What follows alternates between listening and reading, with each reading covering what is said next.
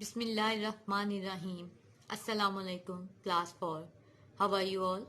Hope so. You all will be fine. So students, today we are going to read the science factor unit number 2, the animal world. Animal world, page number 14. हमने इसके 2 pages की reading कर ली थी. Today we are going to read about energy on the page number 14. So take out your science books, open the page number 14. Topic is energy. Energy यानी के ताकत.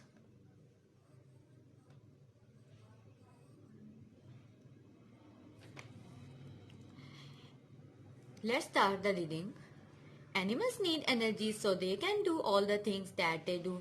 Animals को यानी के जानवरों को एनर्जी की जरूरत होती है ताकि वो हर वो काम कर सके जिनकी उन्हें जरूरत होती है. Energy comes from the sun. Energy सूरज से आती है.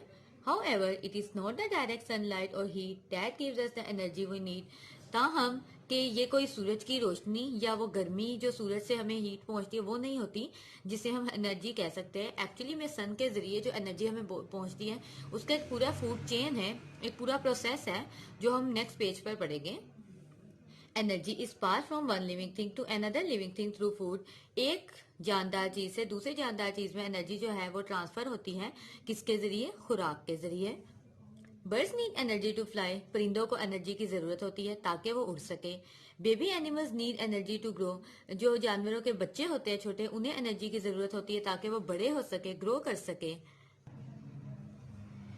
Energy help repair damage to the body. अगर हमारी जो बॉडी है, जिस्म है, उसका कोई पार्ट डैमेज हो जाता है तो हमें उसे रिकवर करने के लिए भी एनर्जी की ज़रूरत होती है. ख्वाह वो हमारे कोई डाइट के ज़रिए हो या मेडिसिन के ज़रिए हो, लेकिन हमारे बॉडी को जो है रिपेयर करने के लिए हमें एनर्जी की ज़रूरत ज़रूर होती है. You need energy so that you can run and jump and sing and dance and learn. यानी कि इस बात का मतलब ये है कि एनीथिंग एल्स जो हम करते हैं, चाहे वो जंपिंग हो, सिंगिंग हो, लर्निंग हो, डांसिंग हो, रनिंग हो, वॉकिंग हो, इसके अलावा जो भी हम काम कर रहे हैं हमारी नॉर्मल रूटीन में कुछ भी हमें करना है तो हमें उसके लिए ताकत की जरूरत होती है. और हम सबको पता है कि अगर हमारे अंदर, हमारे जिस्म में ताकत ही ना हो तो हम कुछ भी नहीं कर सकते. सो ये रीडिंग थी पेज नंबर 14 की. Now open the page number 15. On the page number 15 हम देखेंगे यहाँ पर एक जो है पिक्चर्स के थ्रू फूड चेन शो किया गया है. अ food chain shows us how energy is transfer through food. इससे हमें पता चलेगा कि खुराक के जरिए एनर्जी किस तरह ट्रांसफर होती है. इस पिक्चर में आप देखें, सबसे पहले सन है यानी सूरज. सन के जरिए हमें एनर्जी मिल रही है. अब वो एनर्जी कहाँ पहुंच रही है? सबसे पहले वो एनर्जी पहुंची है जमीन तक. जमीन जिस पर प्लांट ग्रो कर रहा है, ग्रास यानी कि घास को. इसका मतलब ये कि यहाँ पे एक पौधा है या घास है, जो भी है, ये प्लांट ही इसे बोलेंगे. उसको है सूरज की रोशनी मिल रही है. हमें पता है कि प्लांट जो है पानी, हवा और सूरज की रोशनी से ही ग्रो करता है और प्लांट अपनी खुराक खुद बनाता है. इसलिए इसे क्या कहा जाता है? प्रोड्यूसर. ये प्रोड्यूसर इसलिए, प्रोड्यूसर वो इंसान होता है या वो बंदा होता है जो कि खुद कुछ बनाता है. तो क्योंकि प्लांट अपनी खुराक खुद तैयार करता है इसलिए इसे प्रोड्यूसर कहेंगे फूड चेन में.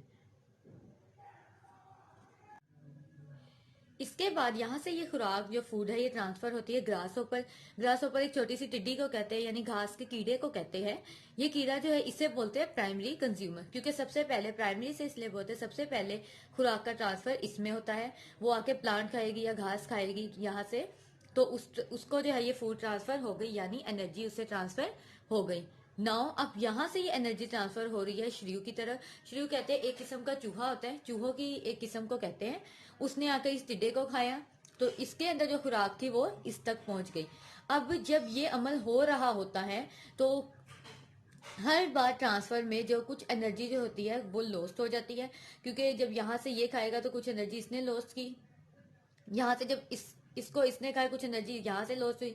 अब जब इसने खाया तो ये हो गया सेकेंडरी कंज्यूमर. लेकिन क्योंकि वो भी आगे किसी और की खुराक बन गए इसलिए इनकी एनर्जी लॉस हो जाती है थोड़ी बहुत मिकदार में. अब लास्ट में आता है टर्शियरी कंज्यूमर.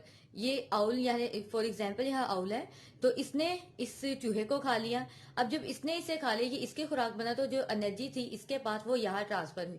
ये टर्शियरी कंज्यूमर है यानी कि, और ये लास्ट होता है क्योंकि इसके बाद ये खुद किसी की खुराक नहीं बनता.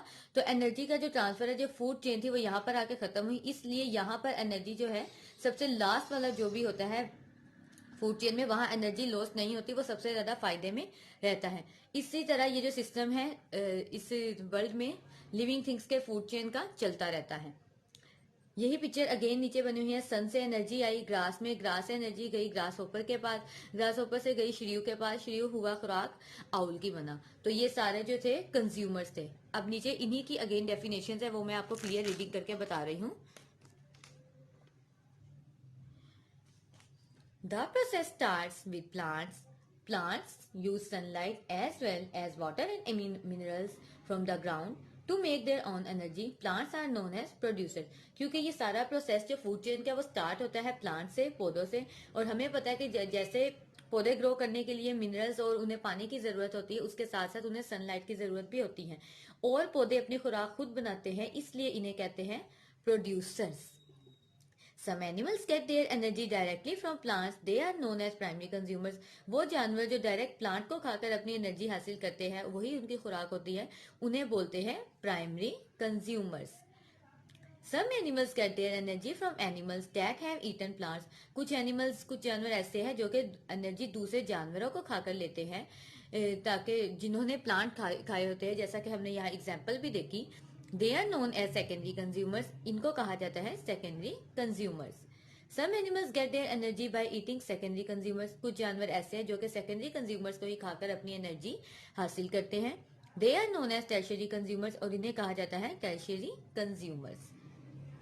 तो ये पेज नंबर 15 था। पेज नंबर 15 के लास्ट पर एक एनर्जी का टॉपिक है, छोटा सा बॉक्स बना हुआ है, मैं आपको वो रीड करके सुना रही हूँ स्टूडेंट्स। लूजिंग एनर्जी, एनर्जी जो है लॉस्ट हो जाना, उसका खो जाना, कम होना। At every stage of the food chain some energy is lost, that is why the animals near the end of the food chain have to eat more food than those at the beginning of food chain. जो मैंने बात आपको पहले बताई है वही यहाँ right हुई है, क्योंकि हर स्टेज पर फूड चेन के जो है कुछ एनर्जी लॉस्ट हो जाती है, कम हो जाती है, लेकिन जो सबसे लास्ट पर जो होता है एनिमल जो होता है फूड चेन के, उसे फायदा इसलिए होता है क्योंकि वो एंड पे होता है, वो आगे से खुद किसी की खुराक नहीं बनता, इसलिए उस स्टेज पर जो एनर्जी बाकियों की निस्बत ज्यादा होती है। तो यूं ये फूड चेन का सिलसिला चलता रहता है। आज के लेक्चर में हमने पेज नंबर 14 एंड 15 कंप्लीट किया। नेक्स्ट हम इसी के अकॉर्डिंग क्वेश्चन आंसर करेंगे और अपनी रीडिंग फर्दर रीडिंग करेंगे इस यूनिट की। सो स्टूडेंट्स, अपना फीडबैक हमें जरूर दीजिएगा। नेटिव स्कूल के स्लोगन को नहीं भूलना, रुकना नहीं है, आगे बढ़ते जाना है। अल्लाह हाफिज।